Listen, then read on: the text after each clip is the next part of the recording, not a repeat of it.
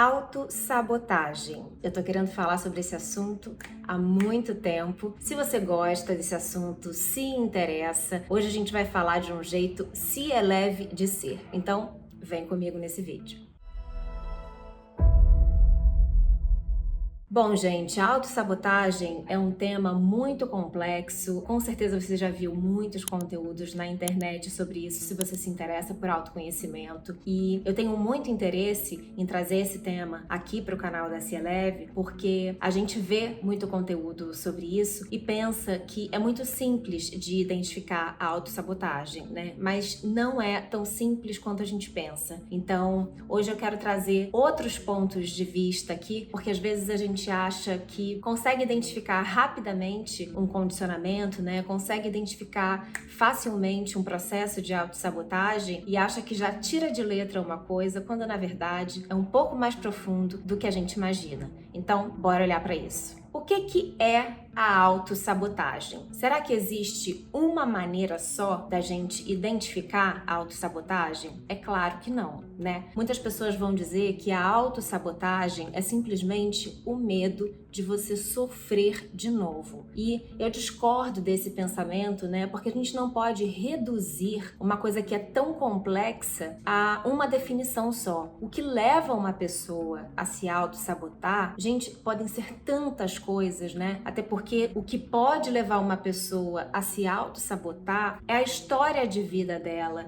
E isso é muito grande, né? Então, não tem como a gente dizer que é uma coisa só. Eu vou trazer aqui alguns conceitos, algumas coisas para a gente já poder ampliar um pouco esse conceito e já expandir um pouco a nossa mente a respeito desse assunto. Algumas coisas que a gente pode considerar sobre a autossabotagem é que quando alguns aspectos sombrios de nós não estão integrados no nosso consciente, a gente pode manifestar isso de uma forma autodestrutiva. E isso pode gerar um comportamento que garante o nosso fracasso em algumas áreas da nossa vida. Por exemplo, eu acabo criando obstáculos para que eu alcance os meus objetivos. Ficou claro? Essa é uma forma muito clássica de autossabotagem. Outra forma é quando a gente tenta controlar o nosso sofrimento. É quando eu crio uma situação de sofrimento, mas eu tento controlá-la. Por exemplo, eu termino um relacionamento antes daquela pessoa terminar comigo, porque eu quero ter o controle daquele sofrimento. Isso é uma forma de me auto-sabotar, mas pelo menos sou eu que tenho o controle daquela situação traumatizante. Sou eu que tenho o controle e o domínio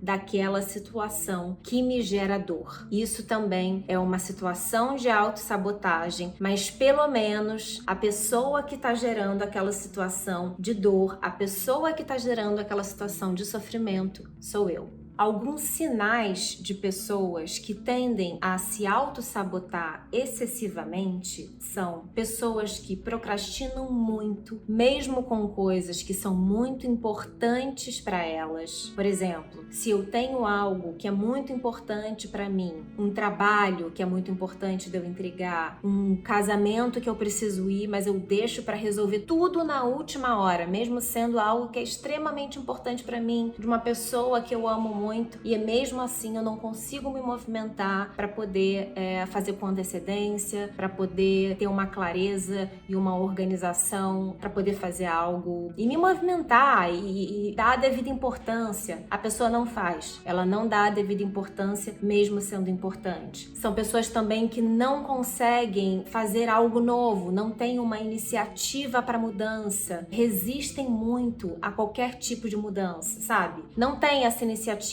não tem essa abertura para o novo. Tem muito medo de assumir qualquer tipo de compromisso. O condicionamento domina a vida dessas pessoas. Elas não assumem novos compromissos. Elas não fazem esse tipo de movimento. Sentem muito medo de confiar nas pessoas. Elas têm uma dificuldade gigantesca de se sentirem vulneráveis. Elas querem se sentir seguras o tempo inteiro. pessoas que se sabotam muito num nível extremo, né? Porque todo mundo se sabota de vez em quando. Agora, algumas pessoas que têm essa tendência de forma compulsória, sabe? Que estão sempre se sabotando, que estão sempre quase que com compromisso com o fracasso, e tem gente que vive dessa forma mesmo, precisam de ajuda, porque elas não conseguiram fazer o processo de romper com esses antigos condicionamentos, de romper com esse compromisso com o fracasso, com esse compromisso que elas assumiram provavelmente lá na infância, provavelmente nessa adolescência, e elas precisam fazer esse processo de se tornarem quem elas são. Existe algo nelas ali que ainda não cresceu, né, e que ainda não se tornou